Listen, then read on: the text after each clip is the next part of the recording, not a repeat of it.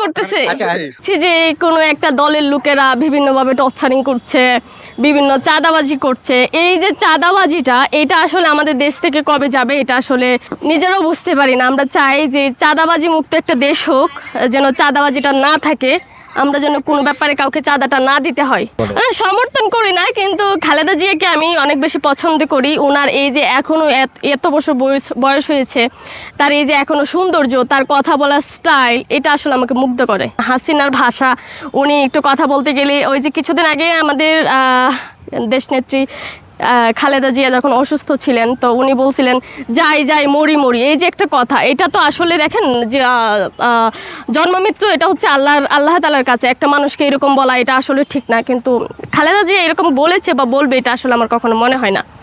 উনি একবার তারেক জিয়াকে বলেছিলেন যে ও হচ্ছে যা সন্তান। একটা দেশের প্রধানমন্ত্রীর মুখের ভাষা আসলে এরকমটা হতে পারে না। অনেক বেশি চাঁদার জন্য বা চাঁদাবাজিটা করছে, সেটা আমার নিজের চোখে দেখেছি।